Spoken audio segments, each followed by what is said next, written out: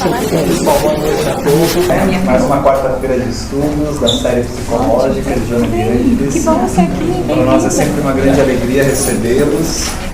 Hoje é um dia mais do que especial, porque nós vamos ter como coordenadora hoje das atividades a querida amiga Adriana Lopes, psicóloga junguiana. E aí a gente tem a propriedade de ter algo mais científico, né? Mais acadêmico, isso é interessante. Para a gente iniciar então hoje as nossas atividades, nós vamos fazer a leitura do livro Espelhos da Alma, uma jornada terapêutica, um livro que é do Núcleo de Estudos Psicológicos de Joana de Ângeles, né? Já conhecemos esse livro, já comentamos sobre ele. Um dos livros que nós usamos como referência para alguns assuntos, né?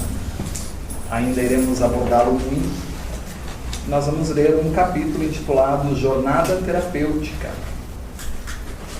que tem uma correlação bem interessante com um assunto que será abordado pela Adri, né?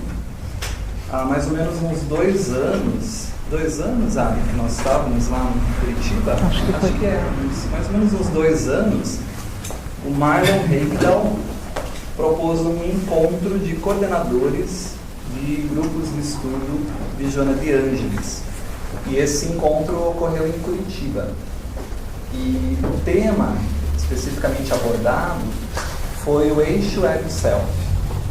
Um assunto muito importante, nós já conversamos um pouquinho sobre eixo ego-self, né? Importante porque estabelece esse eixo, essa conexão, esse diálogo entre o consciente e o inconsciente. E naquele momento, a Adri foi convidada para ser uma das palestrantes do evento e ela ministrou uma conferência sobre o eixo ego-self. E foi tão brilhante, assim, foi tão impactante aquilo para eu poder compreender melhor o eixo, que aí eu já tinha pedido para ela, falei, Adri, ministra isso para o nosso estudo lá, para o nosso grupo de estudo, antes desse que nós tínhamos, né? Isso aconteceu, foi muito legal. E aí agora a gente não podia perder a oportunidade para repetir a dose, né? Então, falei para a Adri, a convidei, ela aceitou, e ela vai então repetir isso, para que a gente possa ir aprofundando cada vez mais o entendimento desse eixo ego-self. Perfeito? Então, o capítulo Jornada Terapêutica diz assim: existe uma fatalidade psicológica na existência do ser humano, que é a conquista do si, mediante a integração do eixo ego-self, quando a sombra for absorvida e transformada, ensejando o estado luminoso. Essa jornada terapêutica se faz de maneira consciente e contínua, através da identificação da situação em que o ser humano se encontra e das imensas possibilidades que estão por ser alcançadas. Esse vir a ser pode iniciar-se de maneira paradoxal, isto é, quando a psique mergulha no abismo do inconsciente, vivenciando a metanoia no sentido junguiano, experienciando um quase surto psicótico, para então reestruturar-se, recompor-se, renascendo das cinzas, qual a mitológica fênix, para a realidade buscada. Fiquem tranquilos que ela vai explicar tudo isso para gente. Uma que outra vez, um estado de profunda angústia pode levar a esse fenômeno, facilitando o surgimento da posterior cura, razão pela qual uma ou outra ocorrência depressiva torna-se inevitável, mantendo a estabilidade emocional em ritmo de equilíbrio, sem o tédio, a indiferença que decorrem da falta de objetivo existencial. Partindo-se, porém, do princípio através do qual todos avançam, do instinto para a razão, dessa para a intuição, que é uma fase que antecede o estado luminoso, é natural que as heranças das vivências ultrapassadas predominem como culpa, remorso, ansiedade, insegurança, solidão, incompreensão, dificultando a libertação. Platão percebeu essa ambiguidade as duas faces psicológicas no seu célebre Fedro, ou da beleza, informando que somos, a psique, o cocheiro conduzindo a carruagem, na qual há 2 cavalos, um é belo e de boa raça, e o outro totalmente oposto, de constituição contrária, dando lugar à dificuldade para ser conduzido o carro. É exatamente essa situação do paciente que experimenta os impulsos nobres e deixa-se permanecer naqueles predominantes de natureza inferior. Todos aspiram à harmonia, por conquistas profundas, por libertação da sombra. No entanto, reconfortam-se quando estão sob o seu domínio, comprazendo-se na queixa, nas representações doentias, nos obstáculos aparentes que criam, justificando a sua falta de forças para lutar, a ausência de valor moral para prosseguir nas elevadas disposições existenciais.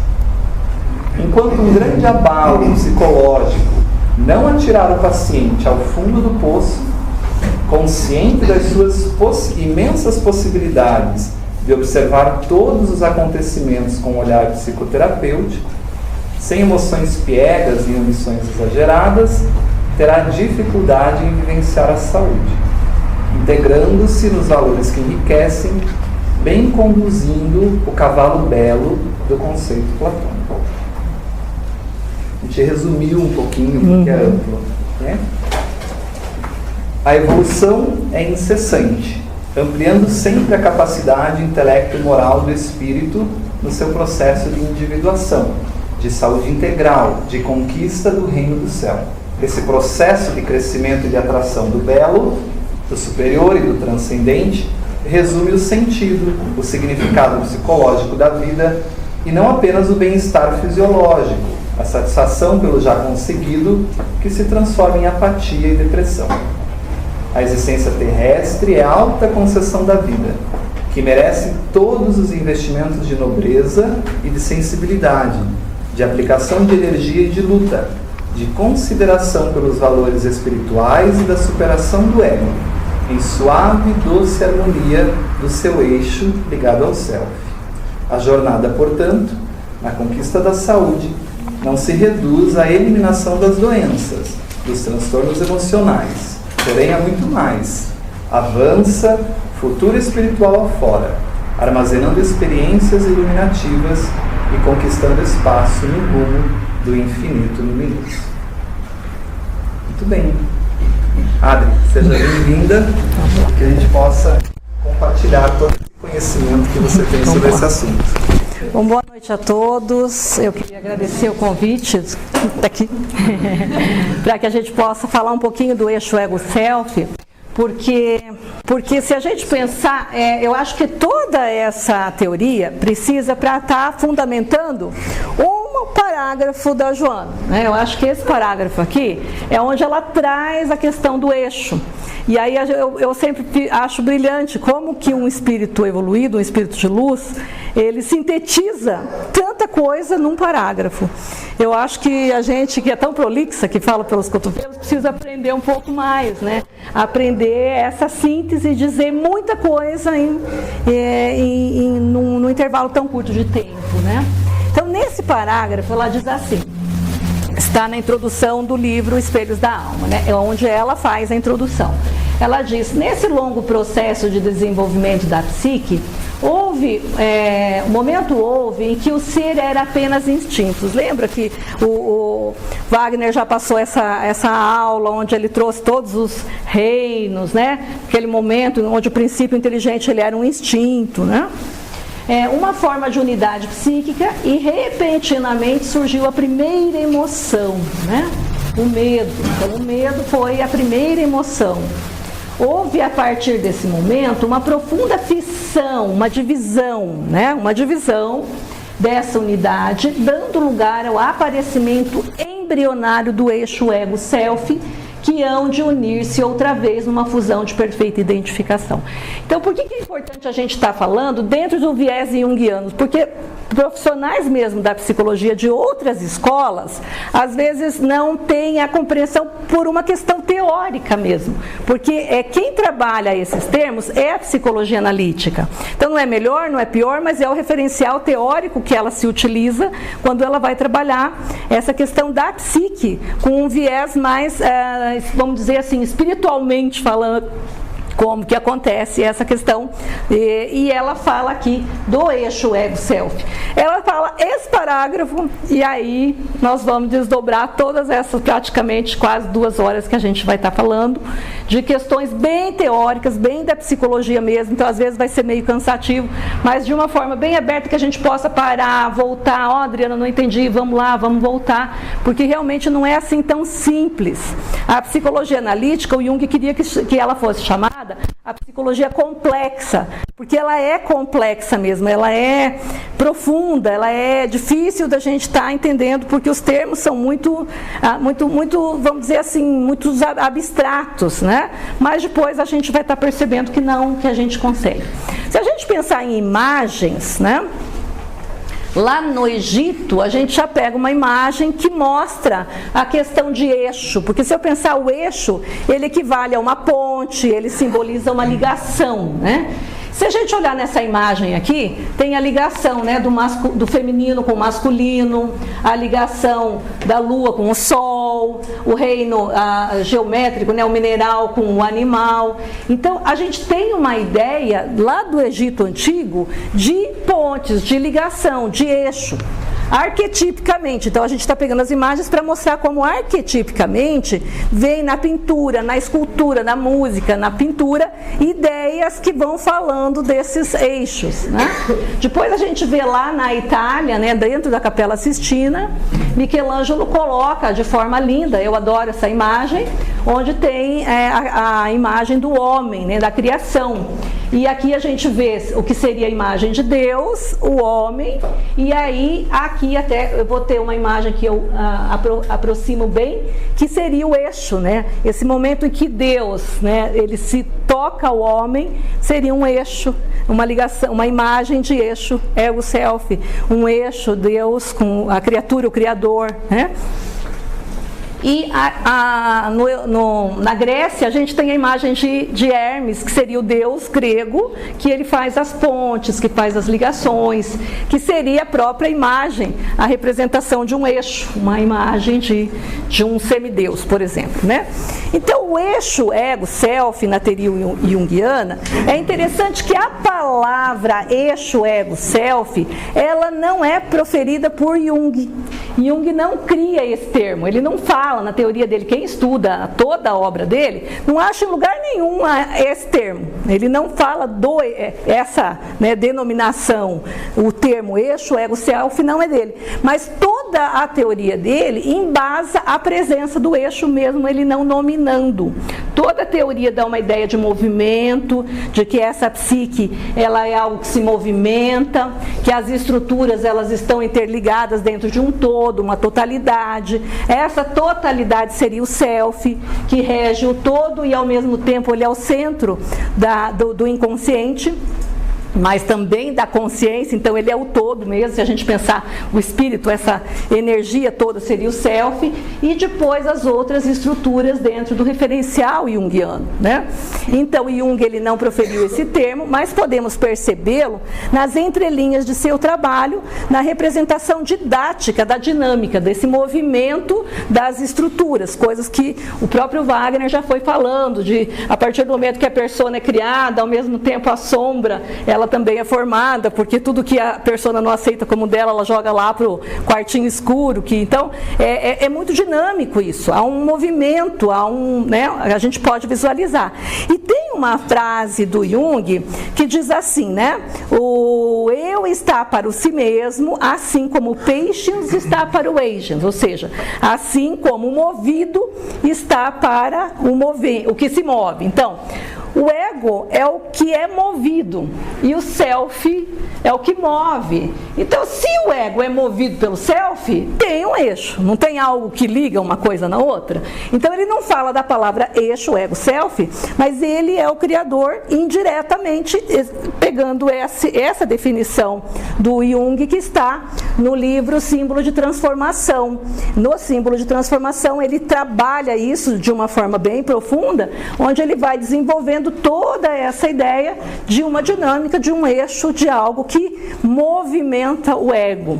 Então, o eu, esse meu contato com as coisas do que eu quero, o que eu desejo, enfim, a minha profissão, a minha família, as coisas que eu vou construindo como contato com essa realidade, se a gente falar no espiritismo, dessa vida, tem a ver com a estrutura egóica, é o ego que dá essa consciência, mas o que movimenta essa consciência é o self. Né? Patience. Isso. Você pode entender que isso é o quê? Que é isso, o movido, patience é de movido, e o agence, então o agente, né, o que move, o patience é de passividade, né? Paciência, como se fosse o passivo. O ego é passivo, ele é parado, ele é fixo, e o agence dá a ideia de ação, né, de movimento. Então, quem manda a informação é o self. E aí a gente vai vendo, a gente vai passar por algumas coisas que o próprio Wagner já falou, da própria formação do ego, mas só para estar mostrando como vai dando o movimento desse eixo, né? Mas é isso que é importante, que o ego, ele é dirigido. Só que na primeira metade da vida, ele não sabe disso, então ele se torna teimoso, ele se torna presunçoso, acreditando que ele manda em tudo, e não é assim. Ele acha que é assim. Mas na segunda metade da vida, assim como foi falado no texto, a metanoia, graças a Deus, bendita metanoia, que vira o nosso mundo de cabeça para o ar, onde a gente fica bem perdido, ela vem em função disso. O eixo ego-self obriga o ego a ser humilde, se curvar para essa estrutura self. Ele obriga. Não tem escolha, ou ele se dobra ou ele se quebra. E aí, percebe? O ego quebrar-se seria um surto psicótico, porque ele não percebe, enfim. Mas existe a psicopatologia que rompe o ego. Então, não vamos, de repente, entrar nesses detalhes, mas assim, o agente é o agent, o que move. E o patient é o passivo, é aquele que é movido. E isso, se vocês tiverem alguma questão, vamos fazendo, vamos tirando, porque aqui a gente está para aprender junto, né? Eu acho que a teoria, por mais, até estive falando para a Adriane à tarde, né? Falei, Adriana, vocês assistiram, né, lá no centro, já assistiram aqui ano passado, se você não quiser ir, ela falou, não, a teoria, por ela ser algo que é meio complexo, é importante estar ouvindo novamente, porque quanto mais a gente vai ouvindo, mais a gente vai assimilando esses termos, né? Para que possamos compreender o eixo ego-self, teremos que rever alguns conceitos. Olha como é profundo. A gente vai estar pensando na dinâmica da psique, que Jung falou, no desenvolvimento do ego e na sua emancipação do self, que é uma teoria de Neumann, que é um pós-junguiano. Ele fala também da relação primal. E aí a gente vai explicar depois, tá? Só estou enumerando o que a gente precisa entender para entender isso. Por isso que ele não é tão simples, né? O processo de deintegração, não de desintegração, mas deintegrar-se é separar-se. É aquilo que a Joana fala de fissão. É um deintegrar-se, é um quebrar, né? E depois a reintegração. Então o ego, ele deintegra do self, ele quebra e separa, depois ele volta e reintegra. Então esses movimentos a gente tem que estar entendendo para ver a formação do eixo. E depois o dinamismo da relação eixo, ego, self, que é do Edinger. Então olha só, tudo que a Joana precisou, a gente precisa entender para entender aquela pequena frase que a Joana falou de uma forma, né? É simples, quando o Divaldo pede, né? Escuta, mas está muito difícil, né? E ela fala, mas eu falo em português. Como quem diz, se não entende, vai, estuda, porque... Ela diz que simples. Isso. Então, por isso que quando eu fui convidada lá para que em Curitiba a gente falasse sobre esse tema, então, vamos dizer assim, dentro da psicologia mesmo, como ela é porque ela não quer que se traduza, mas ela quer que a gente mergulhe nas teorias e vá em busca dessa realidade maior. Então, a gente consegue olhar para isso, é só parar e veja quem tem olhos para ver, né? Evolução progressiva da relação ego-self. Para Jung, o self é o ponto de partida e a meta a ser realizada no desenvolvimento. Isso aqui o próprio Wagner já coloca sempre, né? Que esse inconsciente ele tem um centro, que é o self, a consciência tem um centro, que é o ego, e estes dois conversam, estes dois dialogam, e existe um movimento, uma dinâmica, uma troca entre essas estruturas consciente e inconsciente. Se a gente quiser traduzir, seria consciência lá e inconsciente. E dentro desse consciente e inconsciente existe um movimento, uma troca, uma conversa, um diálogo, onde as estruturas vão transitando entre elas. Na primeira metade da vida, a personalidade é centrada no ego, na consciência. Então, a pessoa vai atrás de uma profissão, uma carreira, aí ele vai namorar, ele vai ver se casa ou não casa, se ele vai ter família ou não, a casa é alugada, é comprada, ele vai morar onde, ele vai ter carro, não vai? Porque ele está toda a vida dele voltada para as coisas da matéria. É necessário que seja assim. Se a gente pensar em termos de energia psíquica, essa energia psíquica está toda para fora. Ela sai de dentro e vai em busca do fora. Então ele precisa dessa construção. Em termos de energia, ela está de dentro para fora. O sentido é dentro para fora. Na segunda metade, há um deslocamento de foco do ego para o self, que é o que ele dá o nome de metanoia. Metanoia uma pessoa já perguntou, é uma paranoia da meia-idade? Eu falei, é mais ou menos isso. Porque quando ocorre esse deslocamento de energia psíquica, que ele sai de fora e volta para dentro, tudo que a gente tinha como certo, como verdadeiro, como importante, já não é mais importante, já não é mais verdadeiro, já perde sentido. E tudo que eu achava até errado, eu acabo querendo fazer e acabo fazendo e faço coisas que eu nunca imaginei fazer. Percebe? E aí a pessoa fala, nossa, eu estou enlouquecendo. Não, é algo importante que o próprio self obriga a pessoa a fazer, que é o voltar para si mesmo. Quem sou eu? Para onde eu vou? Né? Existe uma morte, eu começo a pensar no sentido da vida, a vida tem sentido, qual é o sentido da vida para mim? Um está em comprar, o outro está em viajar, outro, né? Qual é o sentido para mim da minha vida? Né? Então isso é graças a esse movimento do self. O self obriga a gente a voltar para casa, né? Podemos observar essa dinâmica, então esse movimento, essa troca, que eu não vou estar enfocando muito, mas só para estar falando, né? Aqui no nosso estudo, foi falado do ego, foi falado vai ser falado da ânima e ânimos ainda, que são as nossas... essa questão da relação, né? Quem faz a relação com o outro, o sexo oposto, e com as relações, o arquétipo da relação é ânimos e ânima. Seria o quê? Para os homens, seria o meu inconsciente feminino, no caso de um homem, independente de escolha sexual. Quando o ego é masculino, o inconsciente dele é feminino, é ânima de alma mesmo. O Jung chamava de alma, né? do latim. Para a mulher, o nosso masculino, o nosso inconsciente é masculino. Por isso que para nós, cuidar de uma criança é fácil, cuidar da casa, cuidar das coisas é fácil. Mas já dirigir um carro, a gente dirige, mas tem que ter um gasto de energia maior para fazer essas coisas de realidade, que é algo do masculino. E para o homem é o contrário, o masculino e essas coisas de concreto é muito fácil, dá ré, eles dão de olho fechado, e para a mulher a gente também faz, dá ré no carro. Mas a gente gasta mais energia para isso, não é verdade? A gente faz, mas o gasto energético, o gasto da energia psíquica é muito grande. No entanto, coloca um homem na frente da geladeira e manda achar a margarina. Não vai achar. Aí abre a geladeira e fala, onde é que você escondeu a margarina, né? Tá aí dentro, olha, né? Não olha, não acha, né? Percebe? É uma questão, aí é legal, eu tô limpando a barra dos homens. A gente não pode brigar por isso, porque essa estrutura feminina é inconsciente, né? Então, aí ele vai explicando as relações, porque os arquétipos das relações, que depois a gente vai ter um módulo, não vários, né, para explicar ânimos e ânima, o Wagner vai levar mais algumas semanas.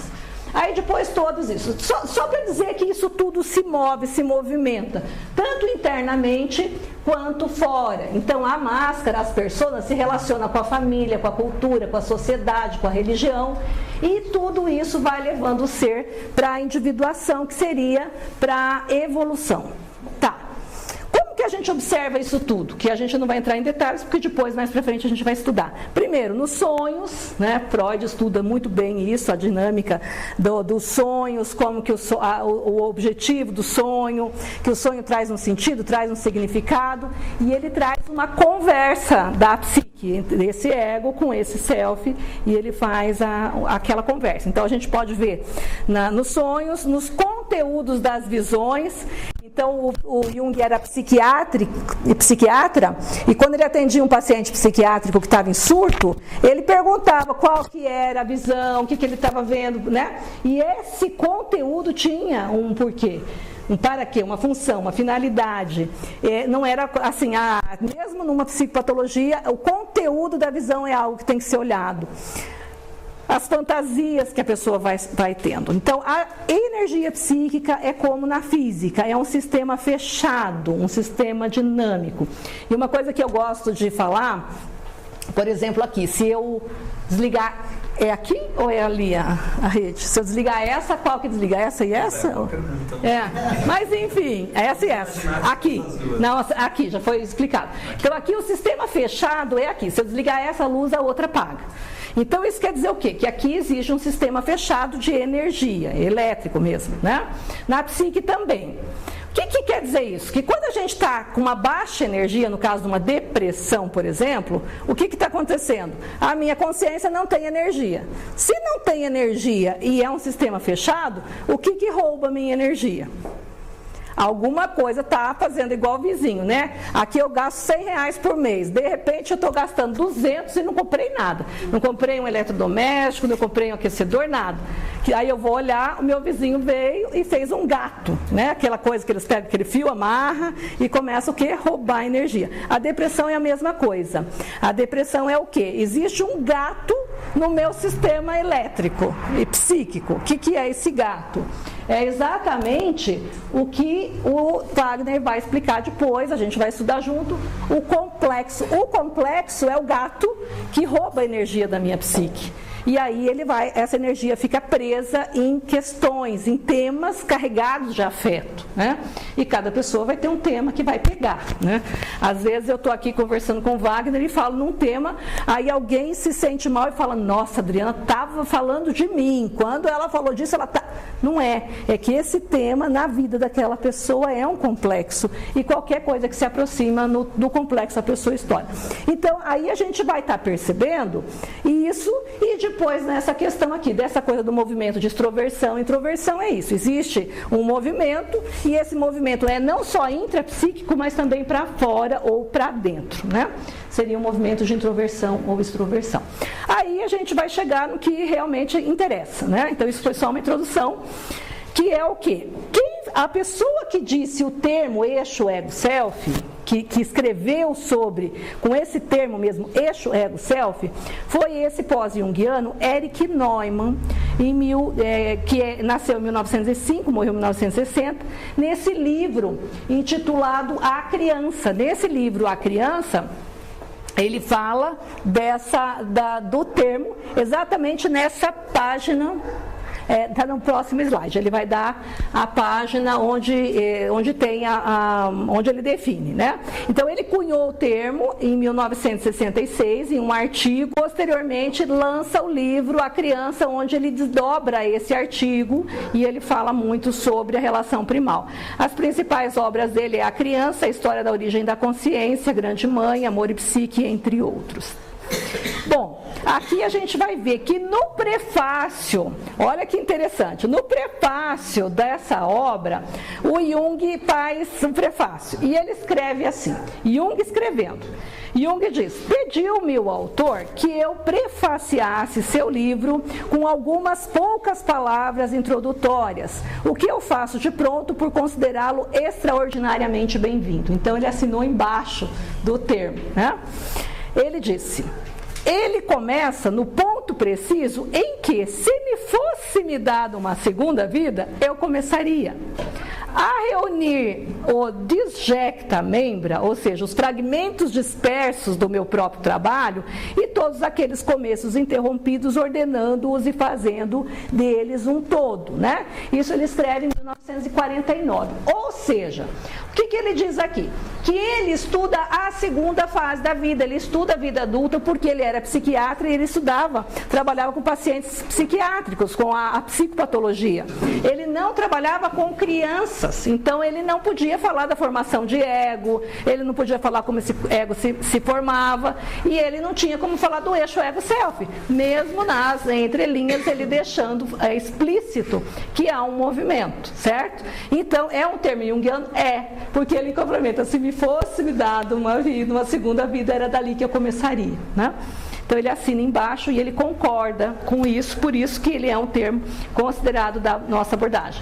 O desenvolvimento da consciência de Neumann, ele fala assim, que o que nos diferencia das outras espécies é o nosso movimento, o período da gestação.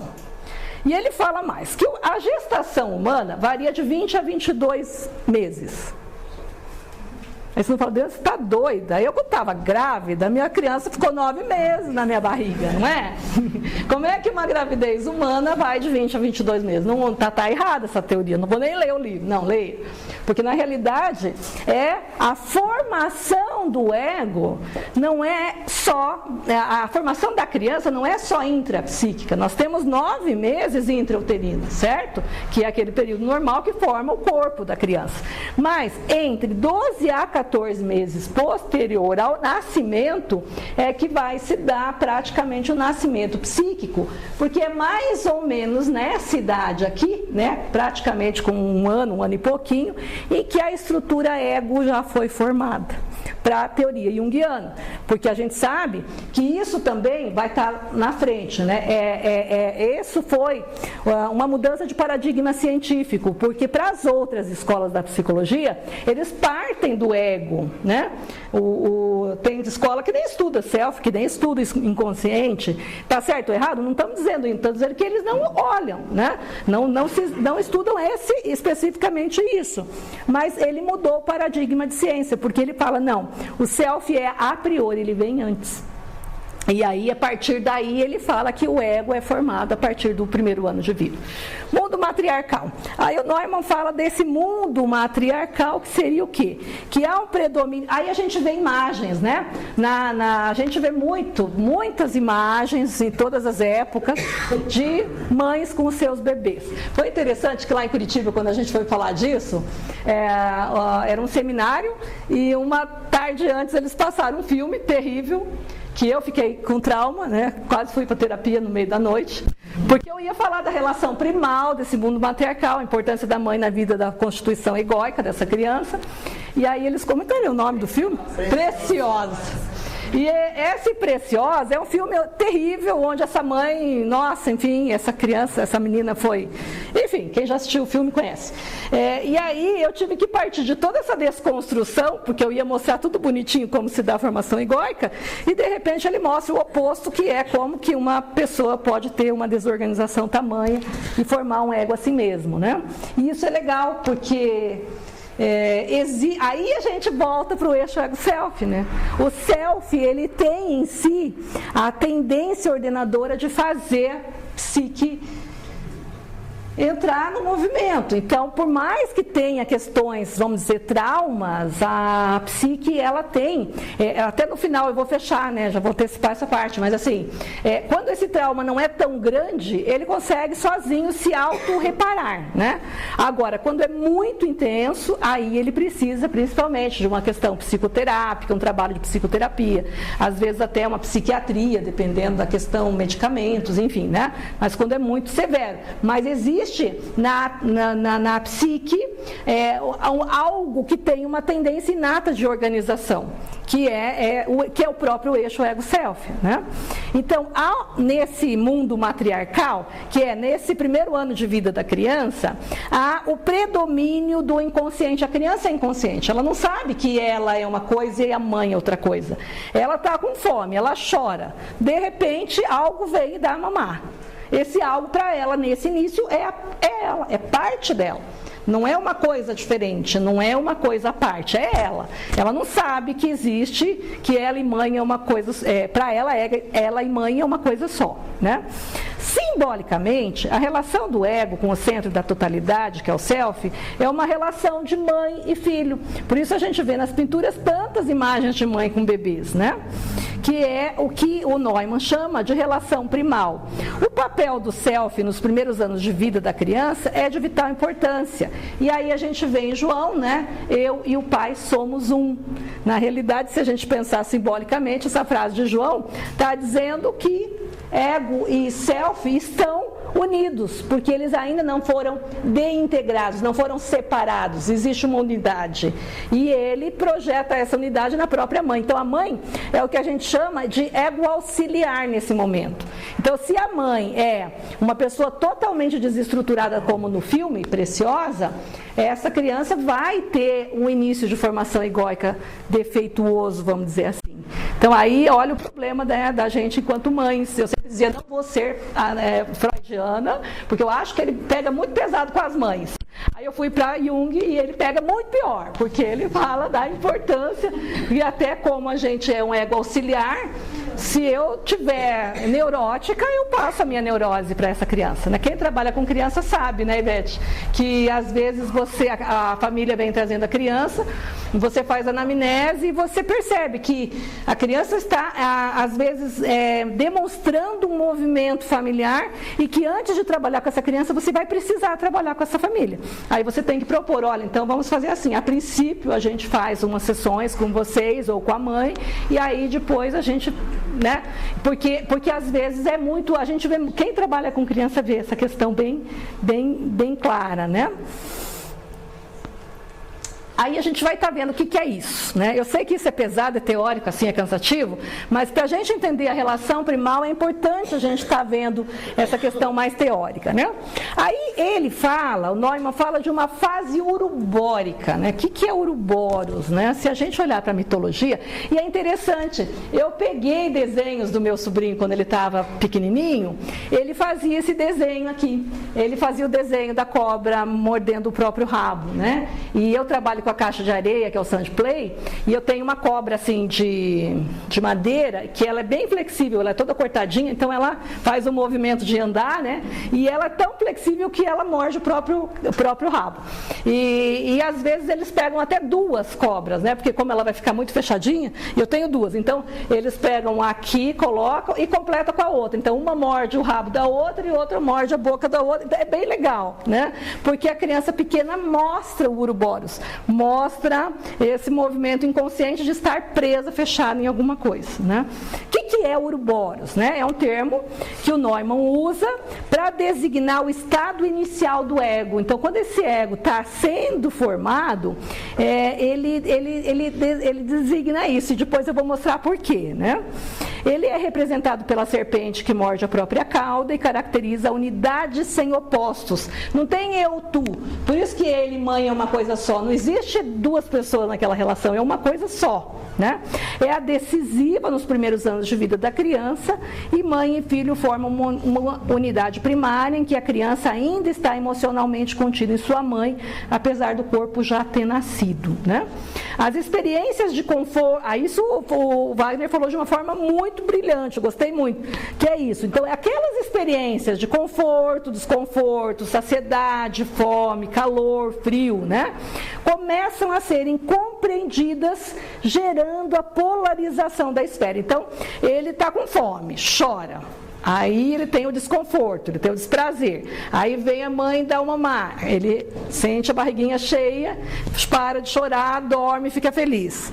Então essas sensações, né, lembra que a Joana fala da questão, primeira sensação é o medo, Medo de não ter comida, o medo, enfim, ele não tem a consciência que é o medo, mas algo está fazendo para que ele sinta um desconforto. Essa diferenciação gera uma ruptura da unidade entre ego e self e, consequentemente, o nascimento do ego e o progressivo surgimento da consciência. Assim, para a psicologia analítica, o inconsciente é a priori, é isso que eu falei, ele vem antes, posteriormente surge a consciência, e esse foi uma mudança do paradigma científico, né? Coloquei em forma de imagem, de forma didática, porque isso é só uma imagem para tentar mostrar isso. A princípio, então, o ego era a totalidade, a criança não tinha consciência de nada, ela era uma coisa só, isso é o uruboros, né? O ego está aqui grudado dentro disso, ele não está, ele está dentro, uma coisa está dentro da outra, ele não tem, é uma unidade, realmente não tem uma diferenciação ali. O ego ainda está contido no self, e é nessa fase que é o self corporal. Quem trabalha criança, como que é o nome de um teórico que trabalha o self corporal? Então ele morreu, ele era de São Paulo, a Sheila foi aluna dele, como é que é o nome? E ele deu aquela técnica do... É o Sandor. O Sandor fala muito do ego corporal, né? Ele trabalhava com as crianças pequenas com aquele da fisioterapia. Nossa, espaldar. Ele colocava a criança no espaldar e ela se esticava. Então a terapia do Sandor, por isso da psicologia corporal, é muito corpo, é muito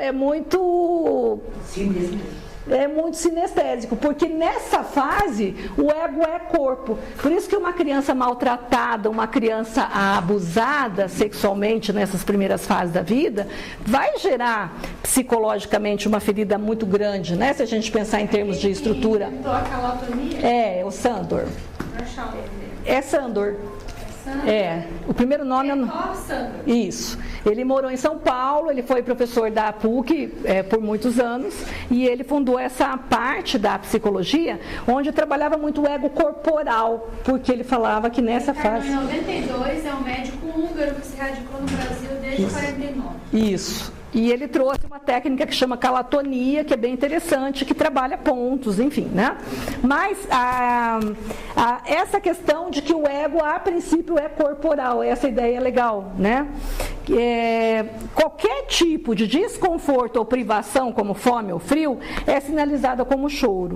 À medida que a necessidade é satisfeita, a tensão alivia e ela volta ao repouso inicial. Isso que foi colocado nas aulas anteriores.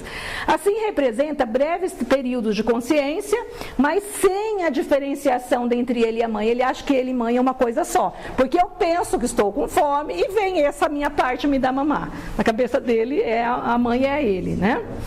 Aí, início da integração do self, que é um termo de Fordham, né?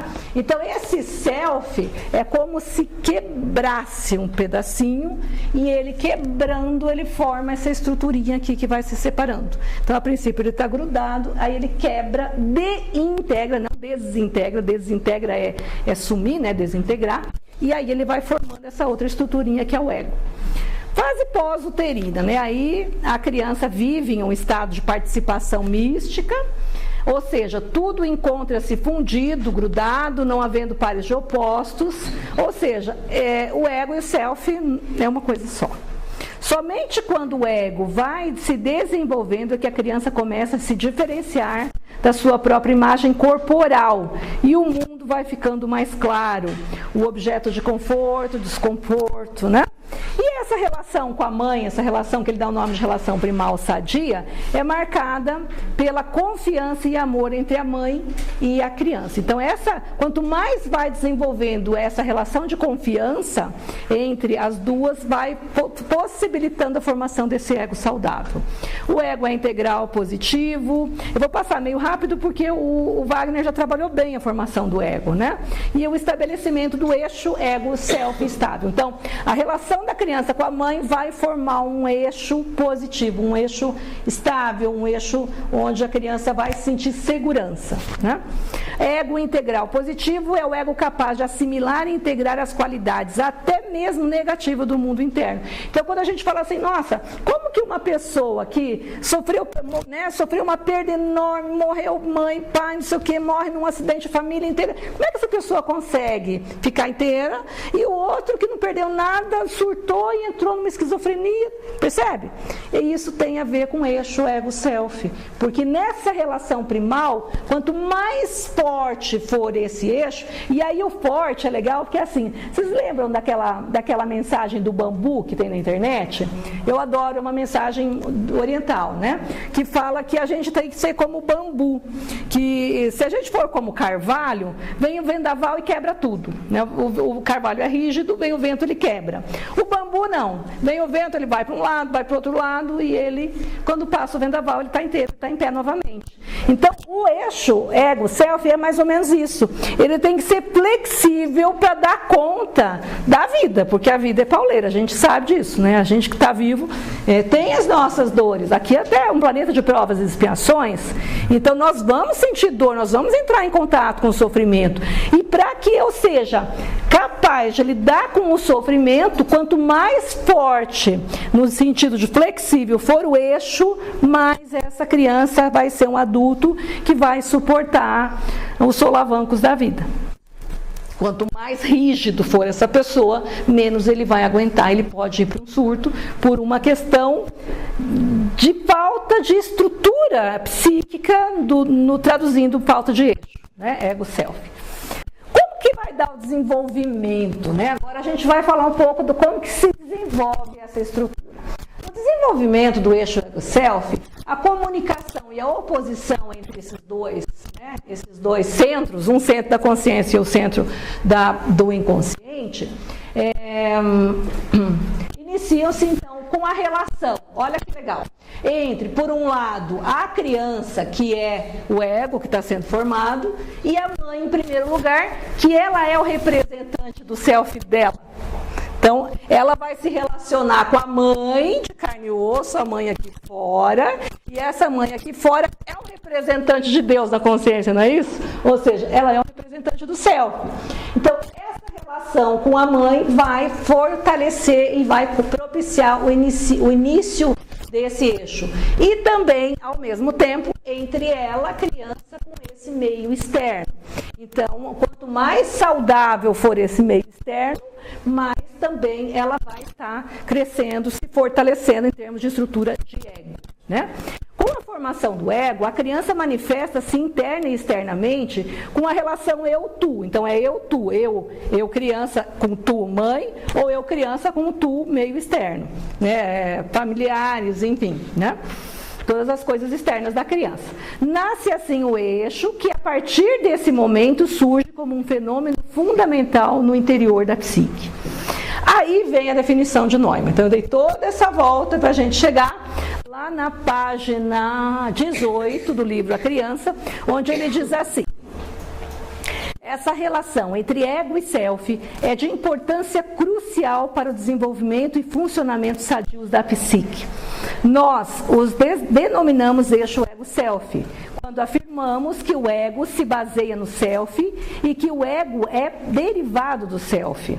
Novamente estamos nos referindo à função de centroversão, que aí eu coloquei a definição lá embaixo. Centroversão é uma tendência universal presente em toda a psique humana que conduz à formação do ego e do eixo ego-self, semelhante, né, ao fototropismo do vegetal. Então, assim como o vegetal tem uma tendência inata de buscar a luz, aí quando a gente está lá no início, na escolinha, né, os professores fazem essa experiência. Eles pegam um algodãozinho, colocam uma sementinha de feijão e colocam dentro de uma caixa e faz um furinho do lado de cá.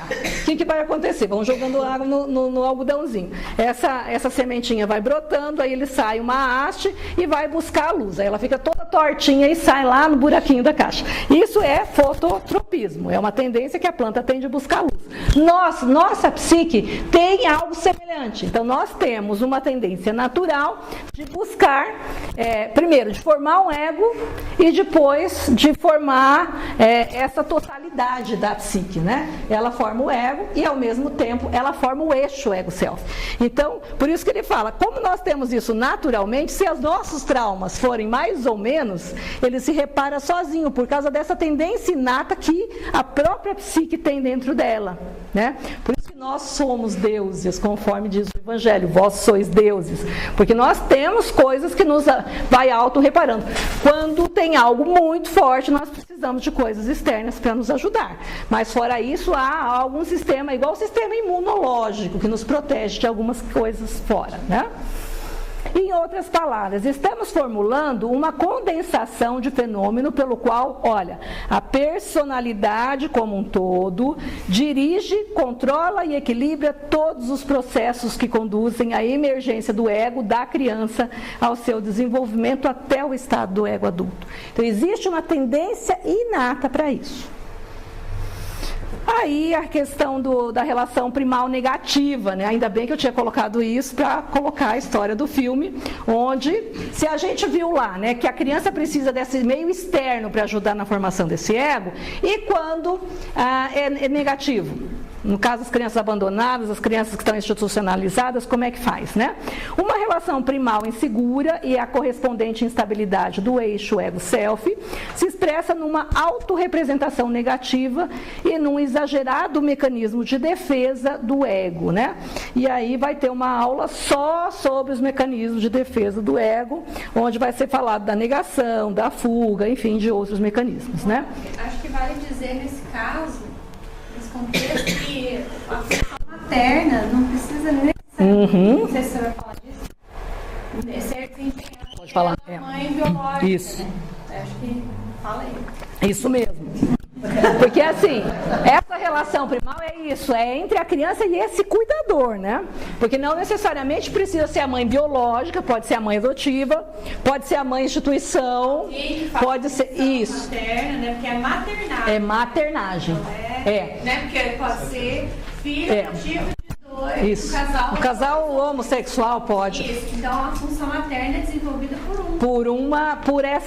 pela relação. Exato. Por isso que nós somos seres relacionais. Nós estamos falando de estrutura psicológica. Estrutura psicológica. Trata de família, né? Gostando do Clint. Isso. Ele fala dessa importância, né, da referência feminina e da referência masculina, independente de formarem um casal. Exato. Mas que numa relação mesmo homoafetiva, né, masculina ou feminina, um acaba por desenvolver mais o feminino e o masculino, que é por causa da estrutura de ânimos e ânima, porque às vezes a função primal é realizada pela ânima do pai, porque esse pai é afetuoso. Um relacionamento heterossexual, vamos pensar homem e mulher, Sim, você tem o próprio que desempenha a função psicológica feminina. É.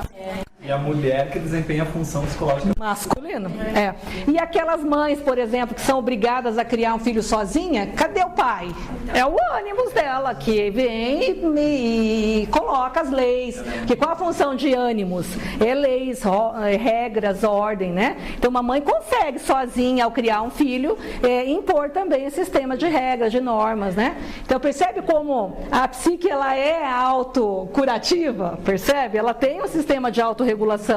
E aí é Deus, né? Porque senão a gente estaria entregue às moscas, imagina, se a gente não tivesse dentro de nós impresso algo que nos... E os pais que vão embora e largam tudo, como é que fica, né? Se fosse assim, a fragilidade era muito grande, né? Eu sempre falo, a criança é um paradoxo, porque ao mesmo tempo que ela é frágil e ela precisa de cuidados, ela tem uma força de estar vivo. Aí a gente vê nessas catástrofes, né?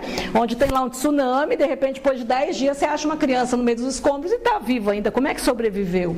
Então, essa força de vida está nela. Né? Então, é algo importante. E aí entra eixo ego-self. Aí aparece o Edinger, né, que ele foi um membro do Instituto Jungiano de Nova York, membro fundador, ele que funda lá nos Estados Unidos. ele apresenta a evolução progressiva da relação.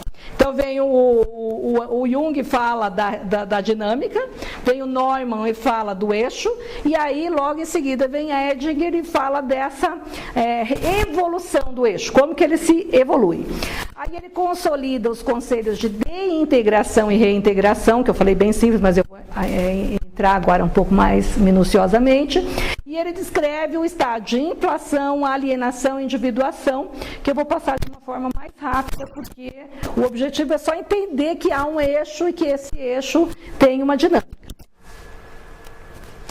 Mitologicamente, né, essa afinidade entre ego e self é ilustrada nas imagens do homem, que seria o ego, né, o homem é o ego. Deus cria tudo, certo? O homem é a criação, Deus é o criador. O homem é a criatura, que foi criado por esse criador. Mas há, olha que legal, uma comunicação entre eles. E um ponto, né, se a gente olhar aqui, quase de toque. As duas estruturas, a criatura e o criador, se tocam num determinado momento. E se a gente falar que o self vem antes, ele é a priori, ele é o criador do ego, e o homem seria esse ego que foi criado, há uma dinâmica. E se a gente olhar nessa imagem, nós vamos perceber aqui um cérebro, né?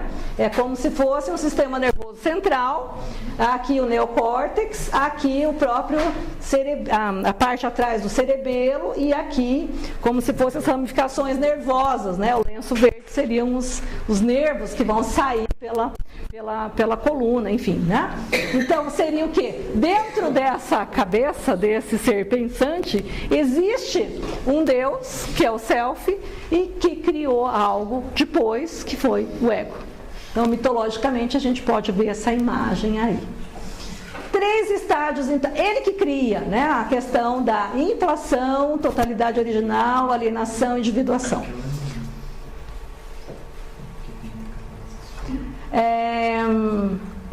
Definição de inflação, então. Vamos ver.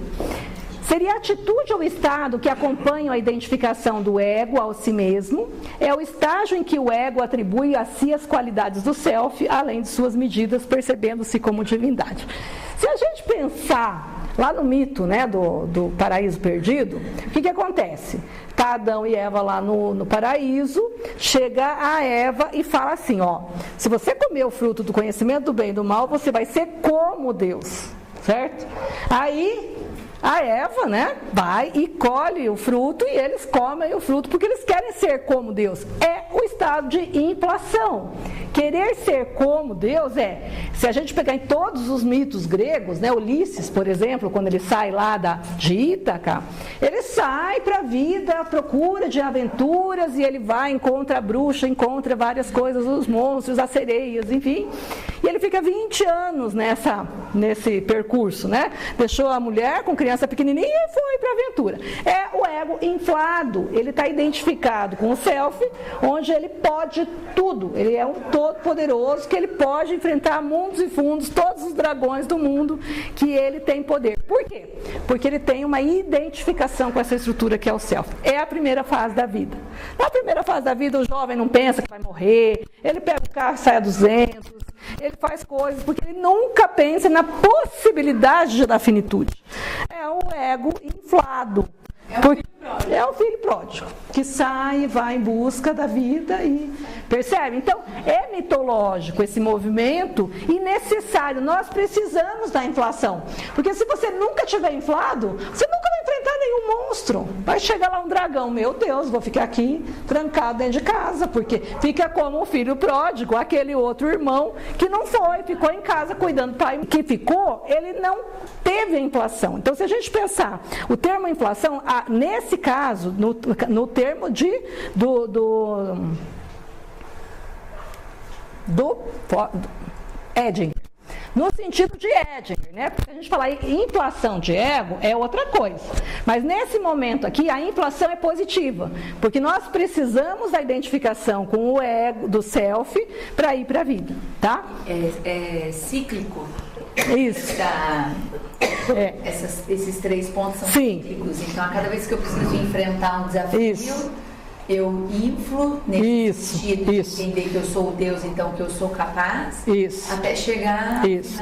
É aquilo que o Wagner colocou. Lembra quando ele trouxe aquele percurso do herói do Campbell? A jornada do herói? É aquele ciclo lá. Quando o herói sai, ele está inflado, ele está identificado com o self. Que aí vem aí ele se entra sempre, no caso do grilo falante, né?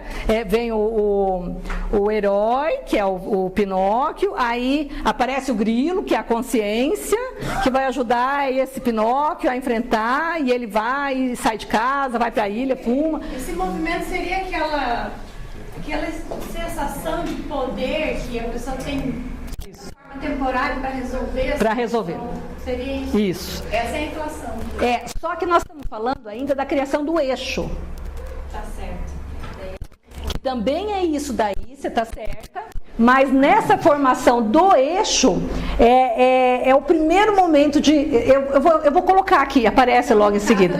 É inconsciente ainda. É totalmente inconsciente. É totalmente inconsciente. Lembra lá no mito que Adão e Eva estão ainda no paraíso. Só depois que eles saem é que eles percebem que estão nus. Aí vem a culpa. Então é totalmente inconsciente, mas no início a formação do eixo, né? E depois a movimentação... Aí vai gerando consciência. E aí depois, no decorrer da vida, nós vamos passando várias vezes por isso. Eu saio inflado, aí eu tenho que quebrar a cara, aí entra papel de pai e mãe de não, você não vai fazer isso. E aí a criança precisa desse momento do não para poder desidentificar do ego, ela perceber que existe algo maior e aí ele vai... Entende? Então é necessário isso para formar o eixo. Mas você está certa, só que nesse momento a gente não pode perder o foco, porque isso é complicado na psicologia analítica. Num determinado momento ele está dizendo uma coisa, é isso? É. Mas num outro ele também fala em ego inflado, mas é totalmente diferente. Então se você não perceber em que momento que ele está dizendo, às vezes confunde a cabeça, porque aí você fala assim, o ego inflado é ruim. Não, mas o Edinger disse que é bom, porque senão ele não vai para a vida. Tá, mas ele... então, no momento da formação do eixo, ele é importante, né? O mito da queda do paraíso eu já falei. Aqui, outro símbolo que mostra a unidade original é essa pintura aqui, a criação de Eva a partir da costela de Adão, né? Tá lá no Evangelho também. Ou seja, a separação de Adão em componentes masculinos e femininos é um processo paralelo e equivalente à sua separação ao jardim paradisíaco, né? E aí a gente vê várias imagens onde é um corpo só, onde tem masculino e feminino junto, aí vai Jesus e separa o homem e a mulher. Na realidade é isso, dentro de nós existe consciência, se é masculina, o inconsciente é feminino, se a consciência é feminina, o inconsciente é masculino. Então, em algum momento precisa dessa diferenciação, essa separação, porque é interessante. A mulher precisa de ânimos, mas esse ânimos tem que estar inconsciente. Se esse ânimos é inconsciente, Jung fala uma coisa que eu adoro. Ele fala assim, o ânimos inconsciente traz a tocha que ilumina. Agora, se ele é consciente, ele traz a espada que fere. E aí nós vemos Margaret Thatcher, né? Tantas outras pessoas, mulheres que tiveram no poder, que eu não vou dizer nomes, né? No Brasil é perigoso, que fizeram atrocidades, né? Se a gente pensar em várias mulheres no poder, por que elas, é muito mais fácil uma mulher se tornar tirana no poder? E às vezes na própria casa, né? A mulher pode se tornar tirana. Quando essa estrutura de ânimo está consciente, ela tem que ficar inconsciente. O ego é feminino. Então, quando essa estrutura ela se torna, ela está fora de contexto, ela se torna negativa, ela se torna tirana. E aí o ânimos é a questão de poder. Aí ela fica degladiando com o marido por poder. A mulher, eu odeio dar essa aula de ânimos e ânima. Por isso, porque tem uma frase do Jung que ele diz assim, eu não assino embaixo, é mentira. Ele diz assim, que a mulher, quando está possuída por ânimos, ela não briga para ter razão.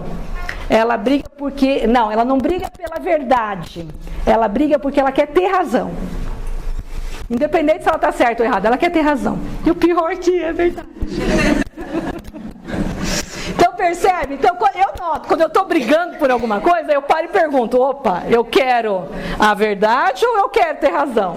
Aí eu abaixo a bola e ele volta lá para... Aí me gera uma dúvida em relação à consciência e inconsciência. Esse posicionamento da ânima e do ânimos, né? Sim. Porque, por exemplo, se eu me observo e percebo características masculinas, né, em mim, significa que eu estou trazendo esse ânimo para a consciência? Não, é importante trazer ele para a consciência. Ele tem que ser... por isso que o casamento é importante, né? O casamento é importante, quem fala isso muito bem é o Gelson. Ele fala assim, porque é uma oportunidade de educar ânimos e ânima. Então é na relação que eu educo as estruturas. Então elas têm que estar conscientes, mas ela não pode estar dominando o ego. Porque o ego, ele tem, ou ele é feminino ou ele é masculino, em termos de ego. E eu não posso permitir que algo sobreponha o ego, em termos de estrutura psíquica. Então, quando a gente estiver possuída por alguma coisa, respira, conta até 50, vai lá pro banheiro, lava o rosto e se pergunta, eu quero ter razão? O que eu estou querendo tem lógica? Ou eu estou brigando por uma teimosia minha? Eu me peguei várias vezes brigando por teimosia, porque eu queria aquilo, porque eu queria, não tinha um, percebe?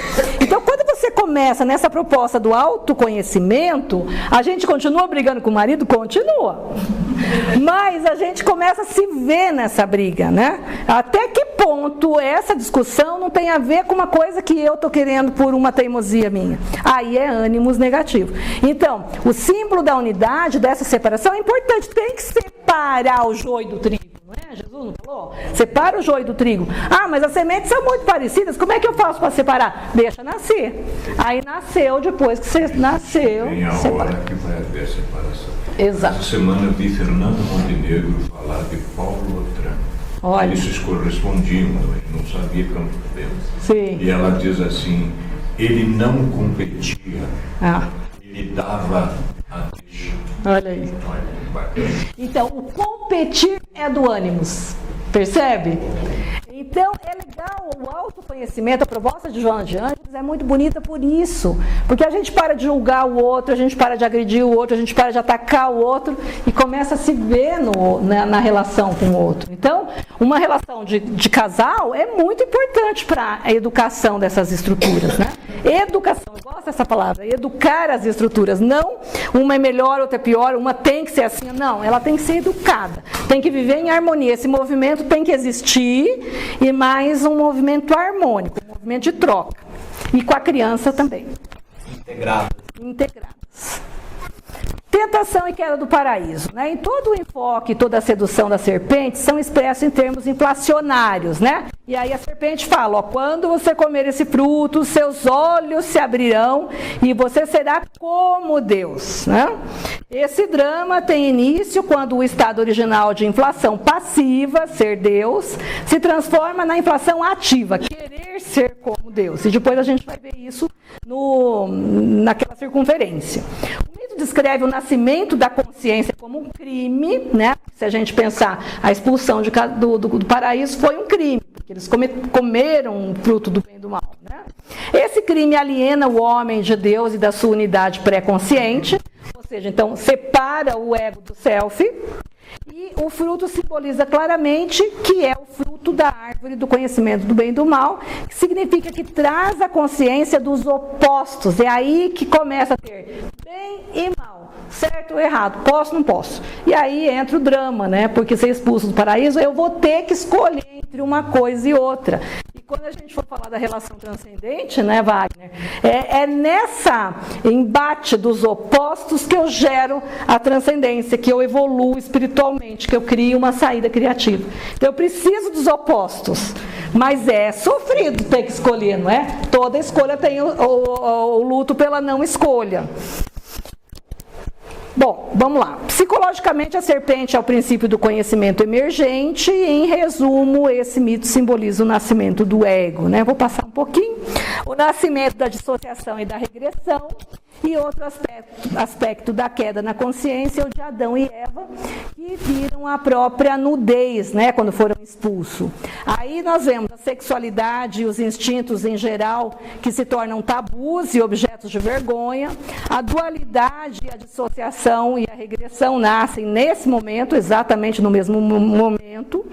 E os estágios inatos e necessários do desenvolvimento psíquico requerem uma polarização dos opostos. Ou seja, aí nasce consciência de um lado, inconsciente do outro, espírito, natureza, enfim. E aí nós vemos o nascimento em um estágio de inflação. O ego nasce da inflação. Ou seja, se nós não tivermos a inflação nesse momento, não há ego, não há nascimento egóico. Então precisa desse movimento na formação da estrutura de ego e posteriormente na estrutura de eixo ego-self. Eu preciso desse momento de inflação. Essa inflação do Edinger, ele é positivo, é necessário, né? Aí, no contexto junguiano, o termo inflação é utilizado sempre que o ego encontra-se em um estado de identificação com a psique coletiva, que é o self, né? É a identificação. Para Edinger, o desenvolvimento humano começa com um estado de inflação de ego, ou seja, o ego se encontra identificado com o self, semelhante à fase urubórica de Neumann, onde ego ainda não se emancipou do self. Embora o ego se inicie no estado de inflação, decorrente da identificação com o self, essa condição não pode persistir. E o desenvolvimento naturalmente produz uma ruptura pela educação e a socialização. Ou seja, já viram essa história hoje daquelas crianças reizinhos que querem tudo, que mandam em tudo, e que mandam na mãe, que mandam no pai? Então, isso é o ego inflado, ele pode tudo. Não, ele não pode tudo. A mãe tem que falar não, ele precisa da educação e a socialização. Claro que é um não com amor. Você não vai espancar a criança, não pode espancar a criança, mas a criança precisa do não. Jesus, para mim, é o maior paradigma de educação do universo, né? Do mundo, da Terra, enfim. Ele fala assim, ó, faça o teu dizer sim, sim, não, não. Ou seja, não é, não é. Você pode surtar, você pode pular para cima, você pode ter convulsão, porque não é não. E a criança precisa disso para o desenvolvimento psíquico saudável. E aí, quando a gente vê essas crianças, esses reizinhos crescendo e mandando no mundo, gente, olha, eu sinceramente, eu me seguro, né, para não pegar esses pais, porque o pai precisa falar em algum momento não, né? E aí, eles usam tudo a favor deles, né? Hoje, desse elevador, tem aquele lugar na lateral assim, aí o Vicente tentando se pendurar, e a Lívia apoiando, que tinha que se pendurar. E eu falei, não é pra se pendurar aí não. Mas, mãe, mas pode? Não pode se pendurar. Mas o meu pai deixa. O pai não tava. Claro. O seu pai é o seu pai. Eu sou quem? Ai, a Lívia, olha que esperteza. Mas você não diz que o que o papai diz é o que você vai dizer e o que você diz é o que o papai vai dizer? Mas é esperto. Você vê? Eu nem falei nada, né? Ainda abriu a porta do elevador, eu saí. Ainda bem, saiu pelo gol. Mas percebe como eles vão tentar manipular? Ó, a inflação, eles estão inflados, eles estão argumentando, né? Então, a educação é importantíssima para o desenvolvimento da estrutura psíquica, né? E aí entra esse novo termo aqui de estranhamento, que é do Whitman, né? Ele mostra aqui vários mitos, o mito de Prometeu, por exemplo, que ele foi devorado, né? O passarinho devorou o fígado, e aí ele se reparava, e toda noite ele vinha, ele comia o fígado, e aí aquilo se reconstituía, porque o fígado é o único órgão que se reconstitui, né? Então, o que seria isso, né? Esse estranhamento entre o ego e o self. O contato com a realidade, que é esse não vai subir ali, né? Esse contato, ele frustra a expectativa inflada da criança e vai provocar um estranhamento nela. Mas, puxa vida, mas você não disse que a mãe ia fazer lá a mesma coisa que o pai? É um estranhamento. Olha a estrutura psíquica aí pensando, né? Aí, o que acontece? Entre o ego e o self. Então, o ego, informação, vai entrar em contato com essa totalidade e vai argumentar porque está inflado, porque ele está identificado com esse self aí. Tá. Aí, nos mitos, aparece o quê? Situações de queda, no caso da queda do paraíso, no caso de exílio, lá no caso da Odisseia, onde Odisseu ficou exilado naquelas ilhas. A ferida sem cura, que é no caso de Prometeu, a tortura perpétua. Então, esses temas que aparecem nos contos, eles simbolizam inconscientemente esse movimento de estranhamento, né? A expressão mítica da inflação é o que a gente chama na Grécia Antiga de híbris, né? Na tradução grega, ou ainda o pecado na tradução judaico-cristã. Ou seja, todo deus grego tem uma híbris. O que é uma híbris? É um momento onde ele se perde, ele dá uma endoidada, né? Se a gente pegar Cronos, no momento de maluquice, no momento de híbris, engole todos os seus filhos, né? Só não engoliu Zeus, porque a mulher esconde a criança e engana ele, né? Aí aparece, sei lá, Zeus, no momento de híbris, faz um monte de doidura, né? Então, todo deus grego comete, no momento ele dá uma enlouquecida, que é o que se chama híbris, né? A alienação do ego corresponde, então, ao segundo momento no processo do desenvolvimento da personalidade.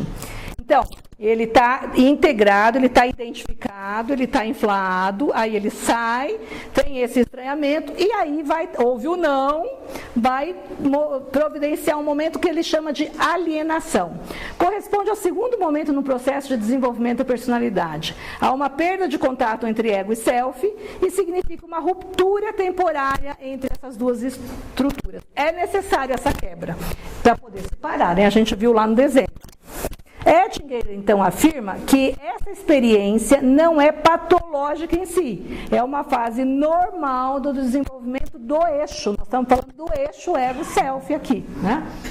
E essa irrupção do eixo na consciência, a irrupção seria uma construção, né? Vai estar construindo esse eixo, como ele vem à luz, né? Em determinado ponto do desenvolvimento psicológico, normalmente, após uma intensa experiência de alienação, o eixo ego, si mesmo, de repente passa a consciência. O ego torna-se consciente em termos de experiência de um centro transpessoal que está subordinado. Se a gente pensar na história de grandes pessoas, vamos pegar o próprio caso do próprio Jung, né, que não é tão grande assim, mas é um ser normal como a gente. Lembra que quando ele rompe com Freud, ele passa por um tempo muito grande de depressão, onde ele fica muito mal, onde ele precisa se elaborar, né? Então também é um momento de alienação, onde ele precisou ficar separado. Então naquele momento ele sentiu o eixo. E aí ele começou a ter toda ali que ele começa a construir a teoria dele, né? Então, normalmente quando tem estados de alienação, de separação, logo a paz começa a formar o eixo, né? Se a gente pensar na criança, a criança ouve um não, vai ficar brava, vai ficar, né? Mas logo após ela vai começar a ter consciência entre certo e errado, pode ou não pode. Jung descreve a erupção de uma forma belíssima. Eu gosto dessa frase dele aqui, que está no Arquétipos do Inconsciente Coletivo, parágrafo 217. Ele diz assim: quando alcançamos o auge da vida, quando o botão se abre e do menor emerge o maior, do menor emerge o maior, ou seja, do ego pode emergir o self, então, como diz Nietzsche, o um torna-se dois. Ou seja, o que era uma unidade pode virar dois. Self de um lado, ego de outro lado. Que sempre fomos, mas que sempre esteve invisível. Aparece a personalidade menor como a força de uma revelação. Aquele que é verdadeiro e desesperadamente pequeno sempre vai reduzir a revelação do maior ao nível de sua própria pequenez e jamais vai entender que o dia do julgamento de sua pequenez chegou. Mas o homem que é internamente grande saberá que o amigo tão esperado de sua alma, o imortal, efetivamente chegou nesse momento para tornar cativo o cativeiro. Isso está em Efésios 4:8, né? Isto é, para tomar conta dele, que sempre confinou esse imortal e o manteve aprisionado, e para levar a sua vida a fluir para uma vida maior. Então, nós só vamos conseguir um estado de sentido e significado da vida quando nós tivermos o eixo ego-self, tivermos esse caminho, esse contato com o meu espírito maior. Se eu não tiver o contato com o meu espírito, eu vou ser sempre terra a terra, eu vou ser sempre aqui, focado nas questões materiais, nas questões da vida, que são importantes, mas só isso não basta, né? Eu gosto daquela música, né? A gente não quer só comida, a gente quer comida, diversão e arte, então a gente quer mais, a gente não quer só as coisas que a matéria nos proporciona, e para isso nós precisamos do eixo ego-self. Eu preciso sentir essa estrutura maior dentro de mim. Eu vou pular para cá, que aí a gente vai passar para o diagrama. Eu acho que a gente vendo a imagem vai ficando mais fácil de entender, né? Então, a relação entre o ego e o self em diferentes estágios de desenvolvimento, isso daqui é um diagrama, é só para a gente entender. Não existe assim, isso daqui é um modelo pra gente, didático, né? Para que a gente possa ver o nascimento do eixo. Então, a princípio aqui, quando a criança nasce, no mundo matriarcal, onde há um predomínio do inconsciente, né? Tem essa centroversão, que é uma tendência natural da gente criar um centro, criar um ego. Esse todo estava aqui, ele integra, quebra, sai esse pedacinho e vai formar o princípio do ego, né? Ele vai nascer, vai estar aqui dentro, mas ele ainda não nasceu, ó. Tem a possibilidade, mas ainda não nasceu. Isso é o Ouroboros original de Neumann, com a identificação entre o ego e o self. Está tudo grudado. Se a gente pensar na alquimia, é o momento da nigredo, daquela mistura, né? Aqui, ó, começa o nascimento do ego, olha aqui nascendo, né? Então, já existe uma totalidade, isso é didático exatamente por isso, porque o ego jamais sai de dentro do self, totalidade, mas eu preciso olhar e ver que ele está se distanciando, ó, ele está se separando dessa totalidade aqui. E conforme ele vai se separando, o ego vai nascendo e vai formando aquela questão que a gente falou, né? A inflação, ele precisa estar inflacionado para ele desgrudando, e aí o self vai formando. Olha o eixo aqui, né? O eixo está aqui, mas se eu pegar, ó, ele está totalmente inconsciente. Nós temos eixo sempre, mas nós não temos consciência do eixo. Essa que é a diferença. O eixo sempre existiu, mas às vezes ele está aqui, ó. Olha aqui, todo inconsciente. Ele está completamente inconsciente nesse caso. É o ego emergente, onde ele começa a se separar, mas já existe eixo. Só que esse eixo está completamente inconsciente. Depois, no caso da irrupção, que é aquele terceiro estágio, acontece isso. Ó, se eu fiz um pontilhadinho aqui para a gente entender, né? Esse ego se separou, o eixo foi, que tem o eixo está grudado, ficando grudado, ele começa, ó, esse pedacinho daqui aqui está fora. Ou seja, é o pedacinho que está consciente. Então, ele só tem consciência disso aqui, o resto está tudo inconsciente. É aquele modelo quase do Freud, né? Eu gosto do iceberg, né? Onde tem a pontinha para fora e tudo aquilo para dentro, né? Então é isso, tem uma pontinha do eixo. O ego é essa bolinha, o self seria essa bolinha, a totalidade, mas o eixo está começando a aparecer na consciência. Então aqui é a consciência do eixo do ego-self. Então todos nós temos o eixo, mas muitas não percebem a ocorrência, a existência, não tem a consciência do eixo. Aqui o ego torna-se parcialmente consciente. Aqui, olha, o ego todinho consciente e o eixo todo, né, pelo menos grande parte dele já consciente. Essa é a consciência, eu falo, a consciência possível do ego. Ou seja, vai ter muito do eixo que a gente não vai ter consciência. Então, esse modelo didático é só para a gente perceber essa separação e como ele vai sendo construído. Depois, a completa consciência possível para o eixo ego-self. Mais que isso a gente não vai ter. Nessa vida, pelo menos, não. Tratando da infância, esse é o momento que a criança percebe dissociada da mãe? Ou ainda... Olha, eu acho que a criança vai chegar nessa fase aqui. Eu acho que ela não vai adquirir consciência do eixo. Eu acho que a consciência do eixo self, isso eu, Adriana, respondendo agora. Eu acho que a consciência é só na segunda metade da vida, quando a gente já adulto consegue parar para olhar para si e perceber que algo me move, que algo me direciona. Para mim, me pareceu, assim, falando de consciência, né, da interpretação de consciência, me pareceu a questão da personalidade. Então, na verdade, não é consciência mesmo. É consciência, é da consciência. É a consciência, o que ela conhece, o que ela sabe. Então há um movimento e essa consciência vai ampliando até chegar à consciência do eixo. Então é isso que eu falo, o eixo sempre existe. Eu não sei, eu acho que algumas crianças podem ter a consciência do eixo, mas são crianças espíritos já muito evoluídos. Eu acho que Jesus na infância já sabia disso. Ele lá com 12 anos, ele já ia conversar com... O próprio Jung, a meu ver, sim, porque ele conta ele lembra de sonhos? Exatamente, e descreve. Assim. Então eu acho que assim, poucas pessoas, poucas crianças na Terra tiveram isso. Mas claro, tivemos exemplos disso. Acho que o próprio Jesus, o próprio Jung, enfim, muitas pessoas.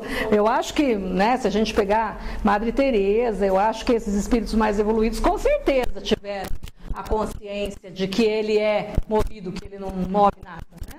Mas até a gente, nós, pobres não mortais, na nossa fase atual, eu pelo menos só percebi isso depois de muita terapia. Eu sozinha, confesso, sozinha eu não enxergava que tinha algo que me levava, né? Então, percebe? Então, se a gente olhar o gráfico, eu acho que fica mais fácil do que a gente ficar em toda aquela coisa teórica lá, né? Então, se a gente olhar em linhas gerais, não é tão complicado. Mas a teoria é um pouquinho, né? Meio complexa, né? Aqui é o ciclo lá. Quem trabalha muito bem, brilhantemente, é o Campbell, quando ele chama da jornada do herói. É esse esqueleto aqui, né? Então, olha lá, a princípio era a totalidade original, onde tinha aquela junção do todo, né? Daquela parte urubórica. Aí há uma inflação, aquele ego inflado, se a gente pensar no herói, ele vai para a luta, onde ele está identificado com o self, vai estar inflado de uma inflação ativa, ele quer ser Deus, né? A inflação passiva, ele era Deus, ele estava lá junto, ele não tinha nem consciência disso, ele só era Deus, ele já era Deus. Aqui vem algo, a serpente, que é a consciência, e fala, se você comer, você vai ser como Deus. E aí ele já é ativo, ó. Ele sai daquela passividade toda e vai querer ser. Isso é bom, eu tenho que ter um desejo. O desejo é positivo, que me leva a uma mudança. Aí depois, o ato inflacionado ou heróico, aí vem a rejeição. Mãe falando, não vai fazer isso. Ou a gente quer uma coisa muito grande, sei lá, eu quero passar no vestibular, no curso de medicina. Vem a faculdade e fala, não, você não vai entrar na medicina esse ano. Se você quiser, você vai fazer mais um pouco, vai tentar de novo. Então, essas rejeições são importantes para o nosso desenvolvimento da estrutura, para entender o eixo ego-self, né? Aí ele está inflado, ele vem, quebra com a rejeição do mundo ou da mãe, e aí ele entra numa alienação, numa tristeza, né? Numa depressão, uma depressão não no sentido de depressão de patologia, mas aquele período deprimido, a pessoa fica deprimida, a pessoa fica, né, com uma ferida. E aí vai ter o desmembramento, que é o que, se a gente pensar no São João da Cruz, né, ele fala da noite escura da alma. É esse momento esse é o momento em que mais precisa do terapeuta, porque a pessoa está à deriva muitas vezes, né? Então ele precisa de alguém que dê base para ele, né? Mas é essa ferida que faz separado do self que vai fazer, olha aqui, ó, por isso que é uma coisa de vida. Ao mesmo tempo que é lá na origem, a gente vai fazer isso muitas vezes na vida, né? Que é aqui que eu vou adquirindo o quê? Espiritualmente falando, a gente vai fazer isso todo o nosso percurso espiritual, né? Até a gente, espírito imortal, adquirir o quê? Humildade, arrependimento e atitude sacrificial. Eu tenho que ficar de joelho. Eu me lembro que eu era adolescente e eu tinha imagina, né? Adolescente é adolescente. E eu fui uma adolescente terrível, né? Eu era muito adolescente, né? Eu acho que assim, eu gosto de trabalhar com adolescentes porque eu era muito adolescente. Enfim, não vou dar muitos detalhes, né? Mas assim, e eu me vinha por intuição uma palavra, me vinha assim, genuflexo. E eu, adolescente, sei lá que era genuflexo, eu sei lá que é isso. Aí brigava com mãe, brigava, até pouco genuflexo. Aí até que um dia enchi tanto saco de ficar com essa palavra na minha cabeça, que falei, aqui dicionário, vou lá ver o que é esse tal de genuflexo. Ajoelhar-se, né? Essa atitude sacrificial de se ajoelhar é só com alienação. É só quando você vai para a lona. Eu gosto da expressão de a lona, que é aquele momento que você se entrega mesmo, você não tem força mais, aquele momento que você perdeu o amor na tua vida, você cai do cavalo. Aí entra a parábola, né, de Paulo, quando Paulo cai do cavalo, cai na terra e ele vai para a lona. Então, a postura do sofrer, aqui entra a parte brilhante que a Joana trabalha da importância do sofrimento na nossa vida. E aí, ampliando isso para espírito, isso é muito grande. É aquele momento onde o espírito vai adquirindo a atitude sacrificial. É o genuflexo, né, que eu naquele momento não consegui fazer, né? Aí a vida foi me ajoelhando, né? E aí depois vem o movimento de aceitação, ou religação, e aqui entra uma coisa interessante, que muitos teóricos falam, Jung não é cientista, porque ele fala em religião, né? Não é esse sentido do religião que Jung falava, ele falava disso, do religare, no sentido religioso da psique, que a psique precisa ser religada a esse self, porque ela se separa e ela precisa da religação.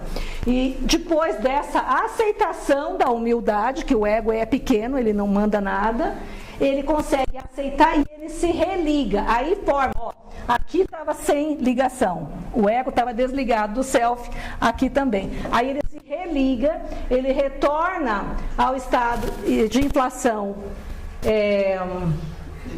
do self, né?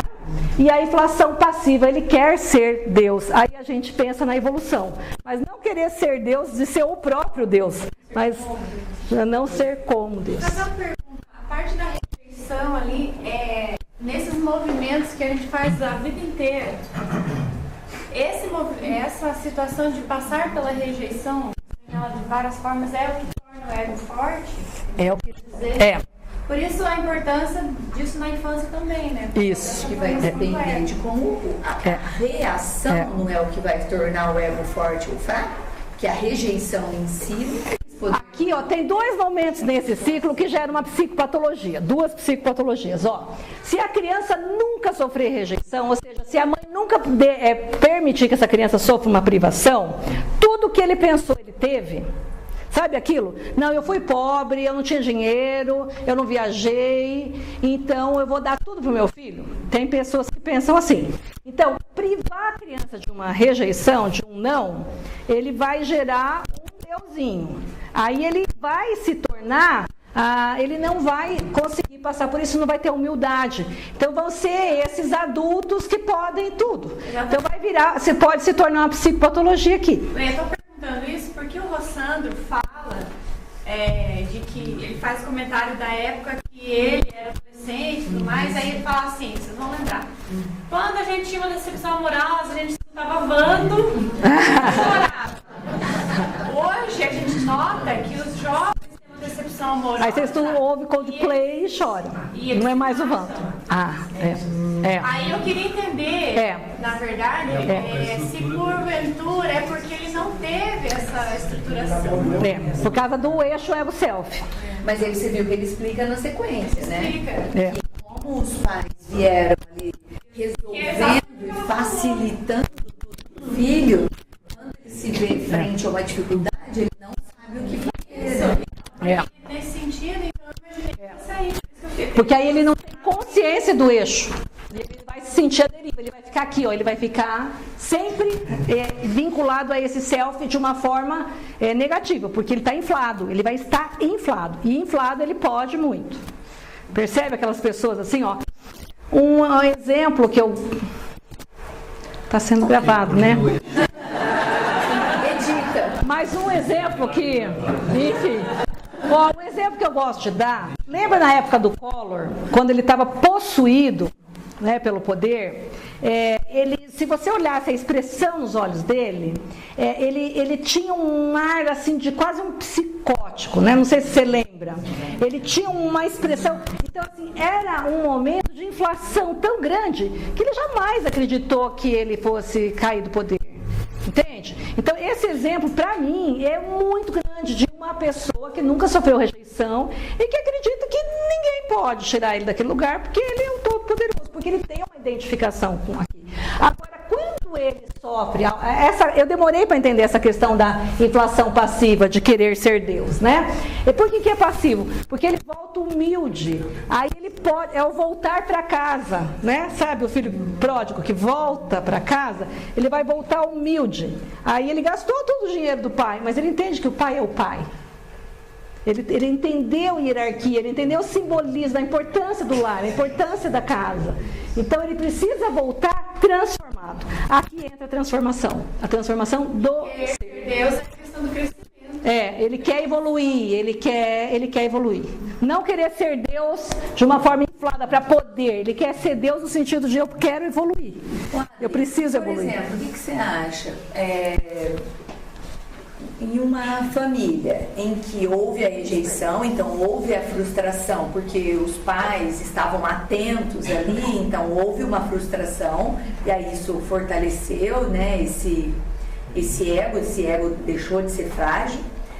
E uma família que é toda, né, não é que eu deixei de dar uma frustração, na verdade eu não estou nem te percebendo aqui. Não é que eu estou fazendo tudo por você. Eu não estou nem te percebendo.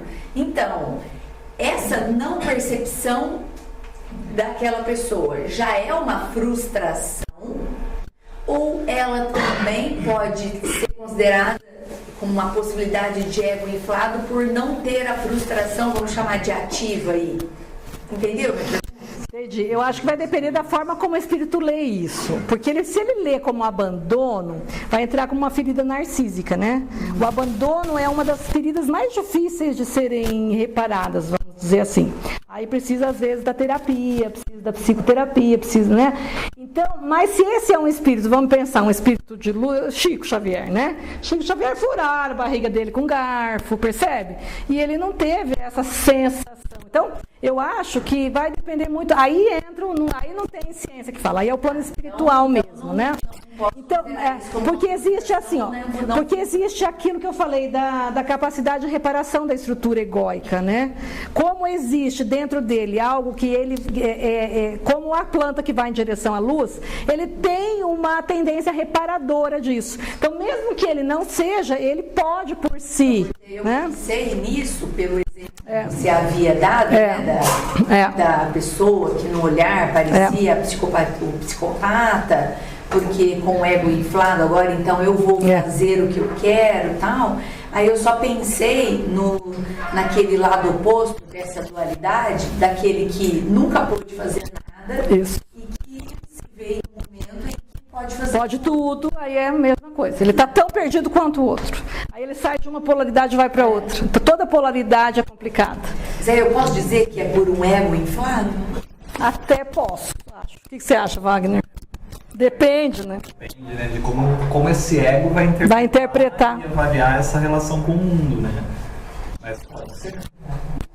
E eu acho assim que tem uma relação também a ver com toda aquela condição do espírito, porque como você diz, essa capacidade de regenerar, apesar de tudo que acontece de forma adversa, isso que está sendo perdoado, mas ele já fez isso em outras vidas. Então ele traz aquela capacidade das várias frustrações em vidas passadas. Aí ele consegue, porque se a gente, dentro da nossa crença de que Deus não nos coloca em situações que nós não podemos administrar, o fardo pesado em ombros fracos. A forma divina presente sempre, é isso aí. Ele vai colocar a situação ou para nos mostrar algo como aqui está, né? Ou para nos mostrar que a gente pode. Aí isso eu pensei naquele negócio do filme, né? Apesar de tudo, aquele espírito tinha condições de passar pelo que passou. Sim. Né? É a única. É isso que a gente vê como a nossa doutrina explica tudo, né? Isso. Né? E a outra questão desses jovens que eu fiquei pasma ontem porque por acaso estava vendo um noticiário que na nossa cidade a polícia tem gastado muito tempo buscando jovens que simplesmente deixam uma carta e somem de casa. Alguns ainda não foram achados, outros estão pela rua perambulando e de repente retornam. Mas eu fiquei pasma de dizer assim, né? E são pessoas que não têm aquela capacidade de suportar que o pai não dê, ou que a mãe não tenha condição, ou que não tenham o que gostariam de ter, porque não tem liberdade, não tem isso, não tem aquilo. E jovens, são muito jovens, e simplesmente ficam nas ruas, saem de casa e vão para a rua. Então, eu fiquei 132 jovens que fizeram isso, só porque não aceitam as coisas em casa. Porque estão inflados, às vezes. Aí aqui, outro momento de psicopatologia, Adriane, que eu tinha falado, né, que tem 2 momentos que pode formar psicopatologia, é aqui. Quando a pessoa está nessa fase aqui, de humildade, arrependimento e atitude sacrificial, se ele não conseguir, através da aceitação, se sentir aceita no meio, ele não consegue se religar. Não se religando, ele vai desenvolver um complexo muito grande e de que ele vai ser sempre o coitadinho, sempre o pobrezinho, sempre o miserável. Portanto, eu preciso que todo mundo faça para mim, é o complexo de superioridade, né? E aí ele precisa, né, percebe? Então, assim, 2 momentos nesse processo que pode gerar uma psicopatologia seria nesse momento que ele precisa da rejeição e não tem, e depois no momento da aceitação, se ele não se sentir aceito e reintegrado nesse contexto social, ele pode não se religar ao self e ficar à deriva também, ficar perdido aqui. Então, o crescimento psíquico envolve uma série de atos inflados e heróicos. Ele teve que sair isso várias vezes na vida, a gente passa isso várias vezes. Esse ato provoca rejeição, seguida por alienação, arrependimento, restituição e inflação renovada. E esse processo cíclico se repete várias vezes na primeira fase do desenvolvimento e a cada ciclo constrói e amplia a consciência. Então essa é a jornada do herói até que o herói morre. Todo mito, o herói morre. Precisa morrer. Que é isso. Esse herói tem que morrer para poder voltar transformado. E Joana de Ângeles, ela vai dar um nome onde você coloca a aceitação, né, citando Edinger. No livro Plenitude, ela vai trabalhar essa ideia de resignação dinâmica. Então, se o ego não consegue fazer a conexão com o self e compreender qual a finalidade maior daquilo, que isso é o self quem diz, não é a visão egóica, porque o ego quer se livrar daquele problema. O ego não quer ficar doente, o ego quer a cura do processo. E que bom que o self controla, às vezes até contrariando o ego, porque para o espírito é bom continuar doente, é bom permanecer doente ainda, até que ele consiga entender e compreender essa finalidade maior. Então eu entendo que nesse momento de sofrimento a gente tem um para quê? Tem alguma coisa pedagógica que nos convida a refletir a vida sobre um aspecto mais amplo. E quando a gente faz essa conexão, aí a gente volta para a religação com o self e continua para o novo desafio, porque a benfeitora diz, uma vez vencido um desafio, começou. Tranquilo que vem outro, né? Porque agora dá uma raiva. Então agora tem um desafio proporcional ao seu novo ego, ao seu novo estágio de consciência, né? E aí a gente consegue entender como o Cristo transita por todos os sofrimentos na visão egóica nossa, no mundo, mas em nenhum momento sofre, né? Porque ele tem essa conexão do ego ao self, esse eixo perfeito, né? Entendendo qual a finalidade de tudo aquilo que ele veio para aqui. Então ele estava em perfeita sintonia com o self, não só o self interno, como o self Criador, que é o próprio Deus, né? Entendendo que tudo aquilo tem um sentido. Então, atitude de humildade, atitude de resignação, atitude de compreensão.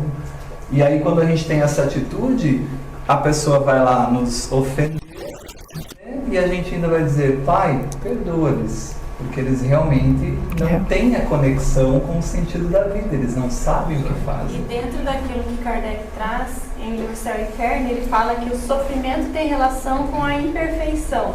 Lembrando que Jesus era Cristo, então tem tudo a ver com isso que você está falando. Com certeza. E no livro Vidas, Desafios e Soluções... O sofrimento ali não tem um aprendizado. Por isso não tinha sofrimento. Por isso não tinha sofrimento, né? Uma conexão muito legal. Ele era a luz, né? Esse ego totalmente integrado nesse céu. Então, nesse eixo que a Adri mostra muito bem ali, que talvez para nós a gente tem só isso aqui de consciência lá, aquele pedacinho, o Cristo tem consciência plena. Total. De todo, né? A benfeitora diz no início, é o luminoso. É quando o ego e o céu já não são mais polaridades, coisas, já é uma única coisa integrada, mas mantendo-se as individualidades, porque a gente desencarna e mantém a consciência da individualidade do espírito. Isso, deixa eu voltar, que eu só botei ali, não é aqui. Os distúrbios no ciclo da vida é aquilo que eu falei, né, da projeção, vamos ver. Na infância, o vínculo entre a criança e o self é idêntico ao vínculo entre a criança e os pais. O relacionamento, se o relacionamento for defeituoso, que é um termo de Edinger, o contato da criança com o self também será. A projeção da sombra, depois nós vamos estudar um só de sombra, né,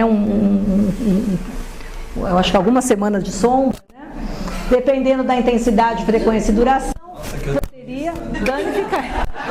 O quê? Sobre sombra, Assim, que otimismo, que já vai passar alguns meses. Não, porque aqui a gente tem só 2 anos para estudar tudo, então eu acho que vai dar o quê? Um mês de sombra? Mas não dá para ficar muito.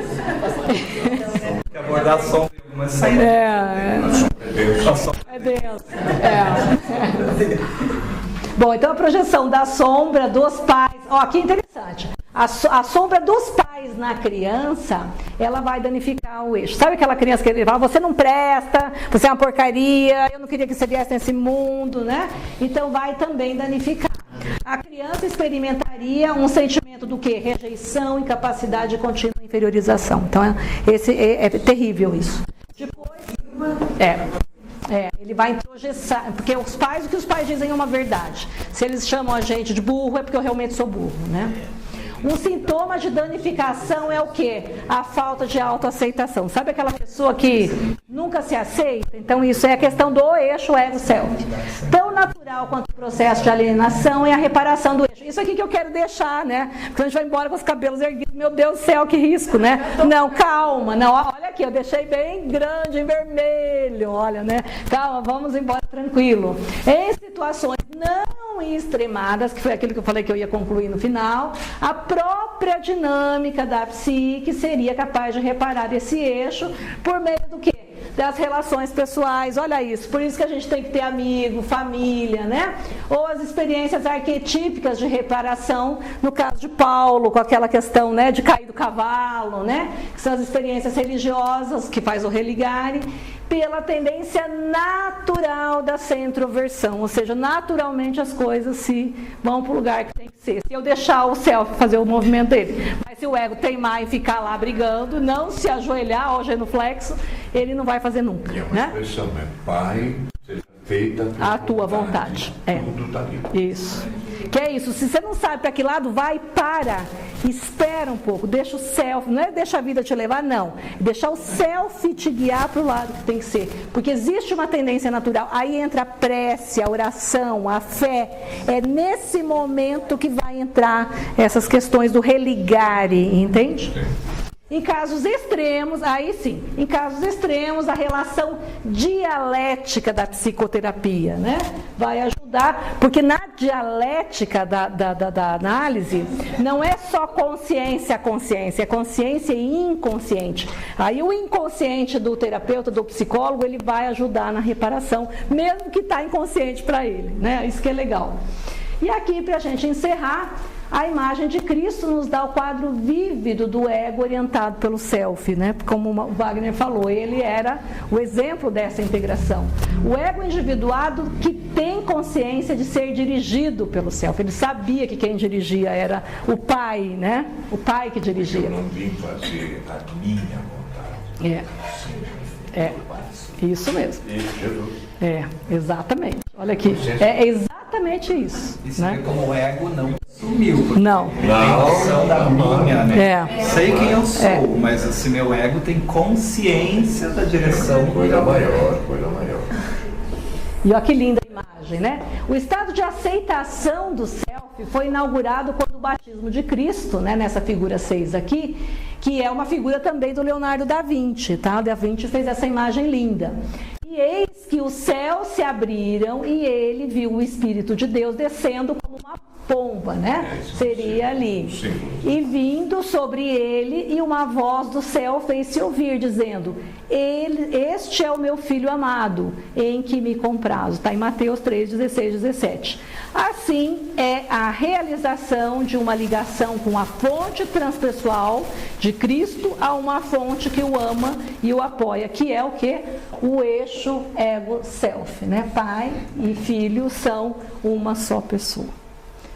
Então, para terminar com uma frase de Fernando Pessoa, né? Há um tempo em que é preciso abandonar as roupas usadas, que já têm a forma de nosso corpo, e esquecer os nossos caminhos, que nos levam sempre aos mesmos lugares. É um tempo de travessia, e se não ousarmos fazê-la, teremos ficado para sempre às margens de nós mesmos.